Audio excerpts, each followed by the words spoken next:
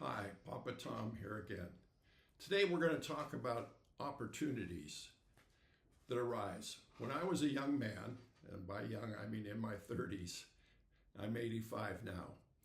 When I was in my 30s, the hot thing was to own property, buy property, because it was going up in value and they just couldn't make it fast enough to feed the exploding population.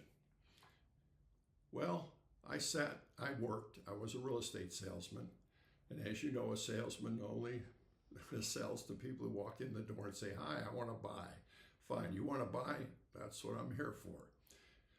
Well, unlike the other salesmen in my office, I was there every morning at 9 o'clock or 8 o'clock, between 8 and 9. And I stayed every night until dark and then went home every day. And the other salesman would look at me, "What are you, crazy, Tom? People only come in during the day between noon to say and 5. So they would all be in the office between noon and 5 waiting for a customer to come in the front door. And I would stay till 8 or 9, and I would get there at 8 to 12. And they could not understand why I had more business than they had. Well, maybe 4 days out of the week, no one came in those hours. But I sat there, and the last day of the week, one person would walk in. Well, that's one sale I made that the other salesman did not. Well, while I was sitting there one evening, in would walk a gentleman who sold insurance. And he'd say, "Tom, have you bought a home yet?" And I'd say, "No, I don't want to buy a home. Nah. What if a water heater broke and I didn't have the money to replace it?" "Well, this is what you would do." And he would explain to me, you go to the store, you buy a water heater, you bring it home, you empty the one that's there and you throw it out. And you get a wrench and you pipe in the new water heater and you turn on the water and all is well. Okay. So the next day he walks in, Tom, and only he and I are in the office because it's late at night. Sonny Westbrook was his name. God bless him. He was a Southern gentleman, always had a coat and tie, and spoke with that lovely Southern accent. And he said, "Tom, have you bought a home yet?" And I'd say, "No." "I don't know, what would I do if it went vacant? My God, I'd have my house payment plus a payment on a vacant house. What would I do?" "Well, this is what you would do, Tom." And he would explain to me how you manipulate your money so that you can meet the house payment. I said, "Okay, thanks, Sonny. I appreciate that." Well, a couple of days went by. In walks Sonny Westbrook again, chipper as ever. "Hey, Tom, have you bought a home yet?" "No." "Sonny, I don't know. What would I do if the roof leaked and I didn't have money to pay for that?" So he explained to me what you would do. And he left. Well, about a week went by and Sonny walked in again while I was sitting there in the evening waiting for a customer. He'd say, "Tom, have you bought a home yet?" And I said, "No." "Sonny, what would I do?" He said, wait, Tom." He said, "Buy a home, and then when you have a problem, call me, and I will help you through it. Just buy a home." Well, he left after leaving his brochures on all the desks. And in walked one of our salesmen. He says, "I just listed a home." I said, "It's sold." "It's sold." "Will they carry a second?" Now, in those days, because homes were hard to sell, people were selling them with a VA or FHA loan on them. Now, that's near 100%. Well, the home would go up 5 or 10% in value, and they'd have to move. Either job relocation or divorce or God knows why, but they had to move. Well, you could assume those loans. So I didn't have to go to a bank and qualify. I could assume that loan. Now, if the difference between what the loan was and what he wanted for the house, what we negotiated, I didn't have that money, I would ask him to carry a second. And to sell the house, and he got money on the money. He would carry a second, and I would come, and with my commission, plus a little bit of cash I had, I would end up owning a home. Well, that was the hot thing in those days, to buy real estate, because real estate was appreciating at a very good rate. Well, that came and went because homes got so expensive. They weren't selling FHA or VA anymore, and you couldn't assume the existing loan. You had to get your own financing. So people went to flipping homes. They would buy a home that was run down, not cared for, in poor condition at a good price, go in, paint it themselves, throw in some new carpeting, fix any minor things that are wrong with it, and sell it at a profit. Homes were appreciating. They fixed it up with their sweat, we call it sweat labor, and they would make $5,000, $10,000 profit. So people were flipping homes. So that was the new era. People were flipping homes. Well, in each era, there is something new and a new way to make money. What is it? I don't know what the current one is. I'm retired. I've got my money working for me. I'm not looking for a new. But there are ways to make money. And find your niche. And when you find it, work it. Work it good. Make your money. Don't know how to tell you any different. Don't know what to say. But you have to have a job. You have to have a feel-good account so you have some cash that you can use to make your money. And you work from there. So when you get going, start out with your feel-good account. When you get enough money in there, look for something that can make you money. Buying homes is still a good proposition. You should own your own home. Now, when you first buy it, your payment is more than your rent. I'll grant you that. That's a problem. I've heard that argument 100 times. But your payment stays the same for 30 years. Where rent in 30 years is not going to be where it was when you bought your home. It's going to go up. And you know what? In a year, or maybe more or less, it will pass your house payment. And the poor person who's paying rent will go up, up, up, up, up, up, up. And your payment will stay the same, except for tax increases, which are minor compared to rent increases.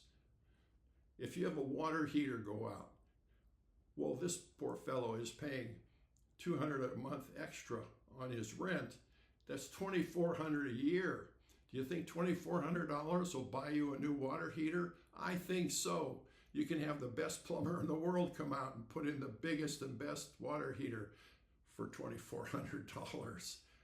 And it's good then for many years, and his rent keeps going up and yours doesn't. What I recommend when you buy a home, if your home payment is, say, $552 a month, send them $555 or $560 if you can afford it.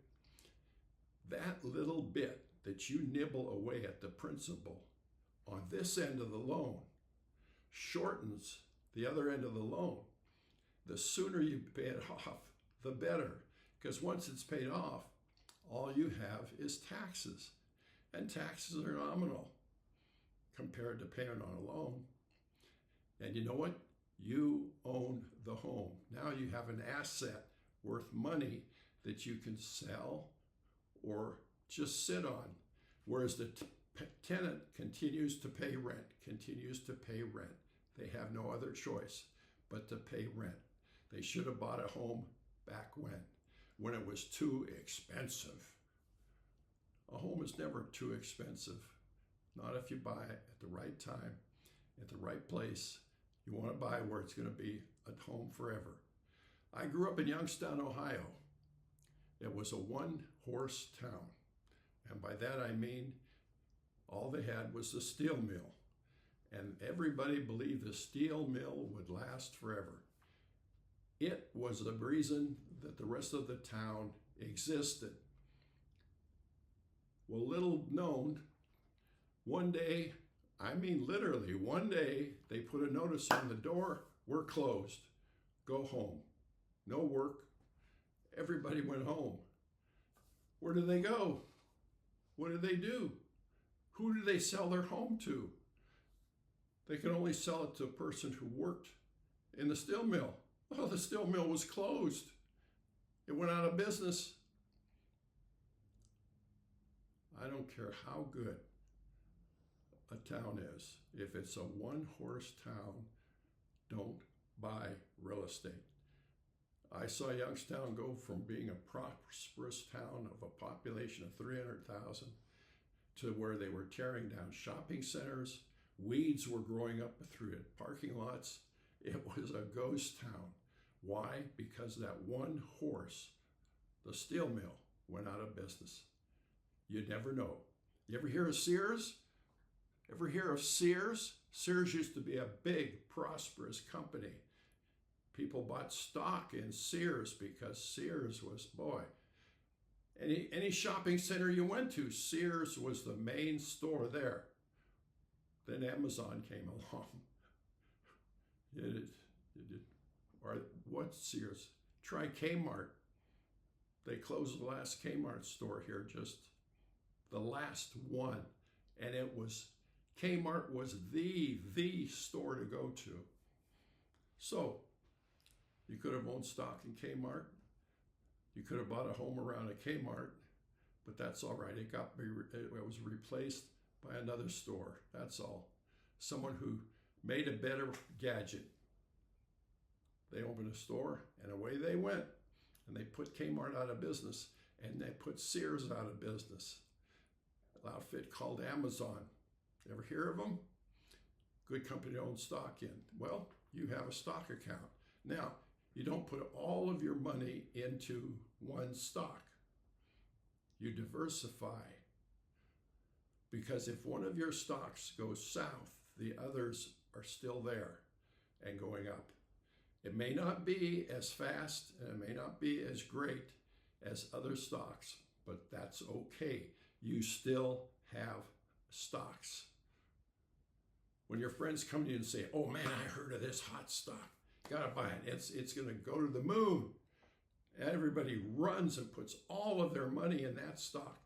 And if that stock doesn't go to the moon, it goes to the toilet. Pardon the expression. They lose everything. But you were smart. You only put, say, 5% of your money in it. You lost 5% of your money. You still had 95% that was solid, that was growing. Okay? If it went to the moon, that 5% went to the moon, good. It may have doubled your whole holdings. Good.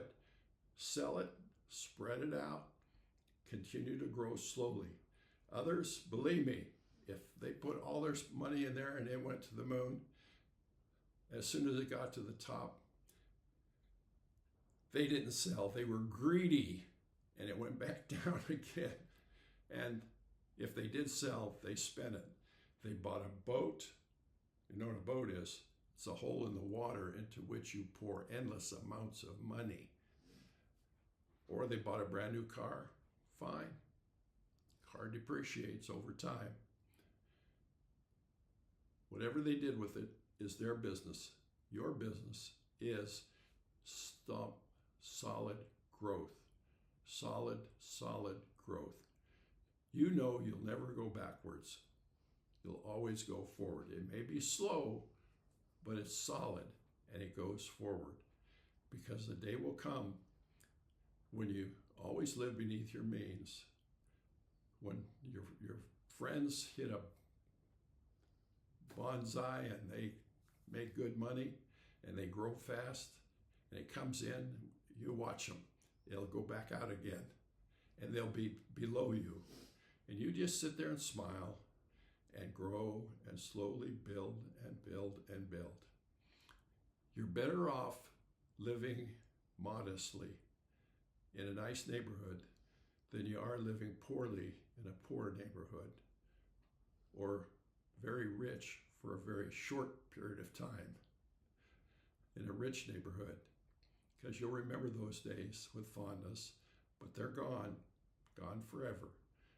So you put your money in, put it in Spread it out over 3 different accounts, minimum, maybe 4, and let it grow. If you can afford it, buy more property. Then you own property, you own a retirement account, you own a stock account. You have 3 accounts, and you let it grow slowly, slowly. Therefore, I recommend very highly that you buy a home, the one you live in, start with it. Then go from there. If you can afford one rental, fine. When folks look at you and say, well, that was a stupid investment, that was dumb, that was really bad, just look at them and say, but I own it. I own it. You don't. And you know what? 3 to 5 years later, they'll be looking at you saying, boy, you were really smart 3 or 5 years ago to buy that piece of property. Whoa, that was a person who was calling you stupid at the time, said you really made a bad decision. You really did badly. Just smile, say, yeah, I guess I was lucky. And keep plodding along like the old mare. You just keep putting one foot in front of the other, keep going forward. And you know what? One day you'll sit back and live very comfortably, and your money will be working for you. You won't be working for money that you take and spend. Your money will be working for you, and it will make you enough that you can take some aside and live on it and let the rest grow and grow and grow. And as it grows, so you grow financially, and you're comfortable, which is where this program wants you to go. We want you to become comfortable financially, not rich, not poor, but comfortable. So until next time, this is Papa Tom saying goodbye.